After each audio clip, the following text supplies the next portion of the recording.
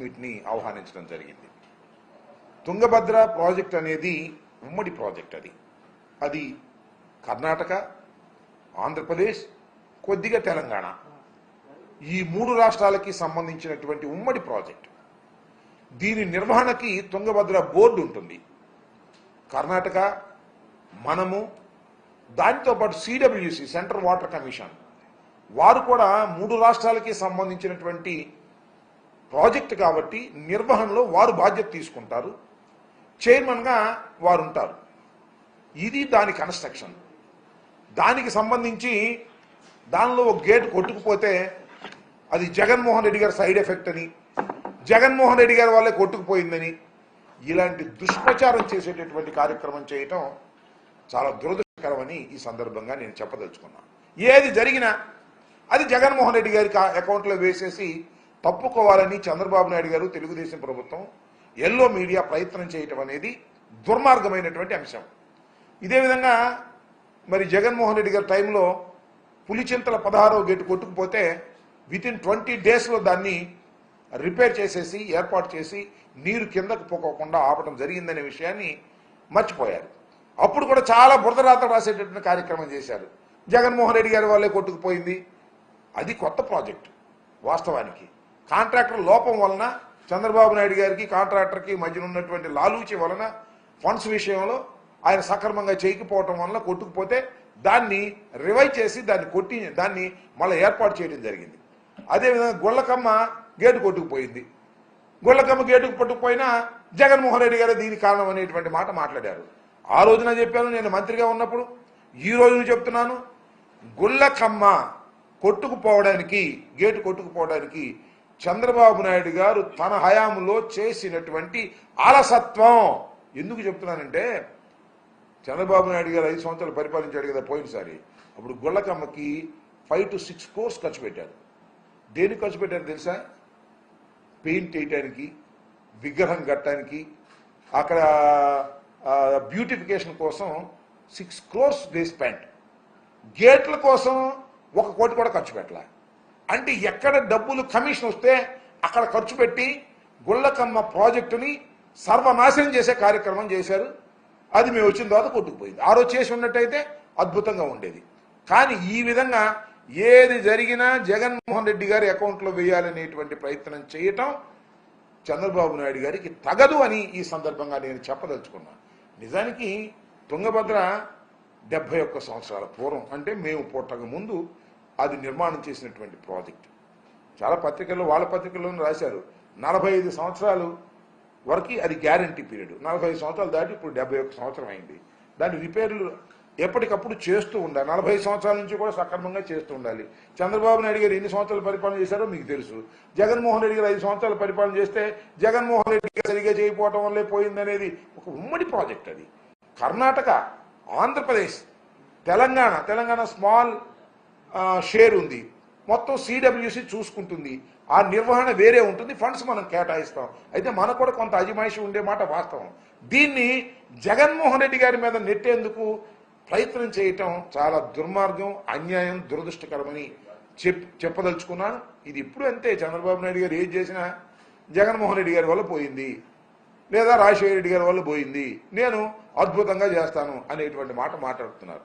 దురదృష్టం ఏంటంటే చంద్రబాబు నాయుడు గారిని అనేటువంటి వయసు నాకు లేదు, చంద్రబాబు నాయుడు గారిని అనేంత అనుభవము నాకు లేదు.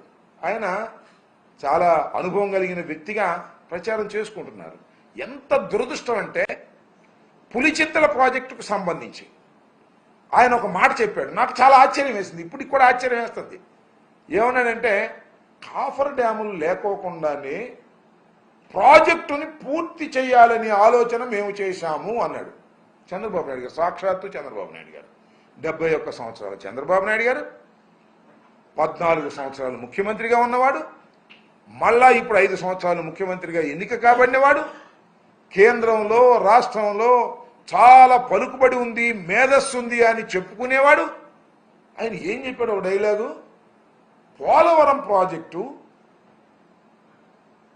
కాఫర్ డ్యాముల నిర్మాణం లేకోకుండానే, మరొకసారి వినాలి, పోలవరం ప్రాజెక్టు కాఫర్ డ్యాముల నిర్మాణం లేకుండానే ప్రాజెక్టు పూర్తి చేయాలని ఆలోచన చేశాము అనేటువంటి మాట ఆయన అన్నాడంటే మరి నిజంగా ఆయనకి ఇరిగేషన్ గురించి ప్రాజెక్టుల గురించి తెలియదని అనలేదు, కానీ ఎంత అమాయకంగా మాట్లాడాడో నాకు అర్థం కాలేదు. దానికి ఏదో నేను ఈ మాట అన్నందుకు రకరకాలుగా వాళ్ళు మాట్లాడే ప్రయత్నం చేస్తున్నారు, నన్నేమో ట్రోల్ చేసే ప్రయత్నం చేస్తున్నారు. ట్రోలింగ్లకి గీలింగ్లకి నేనేం భయపడే వ్యక్తి కాదు, ఫీల్ అయ్యేటువంటి వ్యక్తిని కూడా కాదు. ఉన్నది ఉన్నట్టుగా మాట్లాడటమే నాకు తెలిసినటువంటి సత్యం. నాకు తెలియకపోతే తెలియలేదని ఒప్పుకుంటాను తప్ప తెలిసినట్టుగా చంద్రబాబు నాయుడు గారి లాగా నటించడం నాకు కుదరదు. ఇది వాస్తవం అని కూడా ఈ సందర్భంగా నేను చెప్పదలుచుకున్నాను. ఏది జరిగినా జగన్మోహన్ రెడ్డి గారు ఇవాళ పథకాలు అమలు చేయలేకపోతున్నాం, ఖజానా డబ్బులు లేవు. జగన్మోహన్ రెడ్డి గారు ఖజానా మొత్తం ఖాళీ చేశాడు.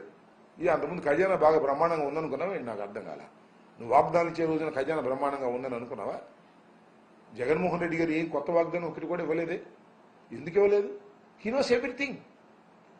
కొత్త వాగ్దానాలు ఇస్తే చేయలేము, పాత వాగ్దానాలని నిలబెట్టుకోవాలి అనేటువంటి ఉద్దేశంతో ఒక్క కొత్త వాగ్దానం కూడా చేయలేదు. నువ్వేమో కొత్త కొత్త వాగ్దానం చేసావు. ఎంతమంది పిల్లలు ఉంటే అంతమంది పిల్లలకి ఇస్తానన్నావు. అదే స్వామి చెప్పినట్టు, జగన్మోహన్ రెడ్డి గారు చెప్పినట్టు బిర్యానీ ఇస్తానంటే బిర్యానీ కోసం ఎగబడితే ఉన్న పలావ్ పోయింది, బిర్యానీ పోయింది, ఆ సామెతగా ఉంది. ఆ అమ్మ ఒడి పోయింది, తల్లికి వందనము లేకుండా పోయింది. ఈ సంవత్సరం నిజంగా పల్లులకు 15,000 రూపాయలు జగన్మోహన్ రెడ్డి గారు రొటీన్గా వేసేవి కూడా లేకోకుండా అన్యాయంగా తల్లుల్ని మోసం చేసిన చంద్రబాబు నాయుడు గారు ఏం చెప్పాలి మీ గురించి నాకు అర్థం. అద్భుతమైన వాగ్దానాలు చెప్పావు, అన్ని వాగ్దానాలు నెరవేరుస్తానన్నావు, సూపర్ 6 అన్నావు. అవన్నీ చూస్తుంటే భయం వేస్తుంది అంటున్నాడు. ఇచ్చింది ఆయనే, మరి భయం ఎందుకు వేస్తున్నావు నాకు అర్థం కాల. ఖజానా చూస్తే ఖాళీ అంట.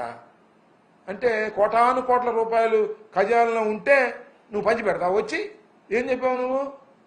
సంపద సృష్టిస్తా అన్నావు. ఏది సంపద సృష్టిస్తున్నావులే? అన్ని పథకాలు ఆపేసి ఆ సంపదను సృష్టిస్తున్నట్టుగా కనపడుతున్నాను. కాబట్టి ప్రతిదీ కూడా నీ ఫెయిల్యూర్ని ఈ 2 మాసాల పైచిలకు నువ్వు పరిపాలనలోకి వచ్చావు. ప్రతిదీ కూడా ఫెయిల్యూరు, తీవ్రమైనటువంటి వ్యతిరేకత.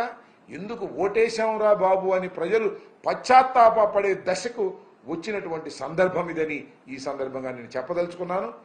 ఈ రోజున మరి నిన్న జరిగినటువంటి సంఘటన దురదృష్టకరమైనటువంటి సంఘటన. దానివల్ల నిజంగా మరి 90 లక్షల క్యూసిక్ వాటర్ కిందకి ఫ్లో అవటం వలన మరి తుంగభద్ర డ్యాంలో ఉన్నటువంటి వాటర్ మొత్తాన్ని చాలా వరకు ఖాళీ చేయాల్సి ఉంటుంది. ఎందుకంటే ఆ గేట్ను రిపేర్ చేయాలి అంటే ఈ సీజన్లో రిపేర్ చేయలేరు కాబట్టి, వాటర్ లేనప్పుడు మాత్రమే రిపేర్ చేయగలుగుతారు కాబట్టి చాలా వాటర్ వృధా అయ్యే పరిస్థితి ఉంది. అదంతా శ్రీశైలానికి వస్తుంది, శ్రీశైలం నుంచి నాగార్జున సాగర్కి వస్తుంది, నాగార్జున సాగర్ నుంచి పులిచెంతలకు వస్తే పులిచెంతల నుంచి సముద్రంలో కలిసిపోద్ది. రకరకాలుగా అది వాటర్ నిల్వ ఉండాల్సిన వాటర్ అంతా కూడా వేస్ట్ అయ్యేటువంటి పరిస్థితి ఉన్నమాట వాస్తవం. దీనికి మనకి కూడా నష్టం జరిగే మాట కూడా వాస్తవం.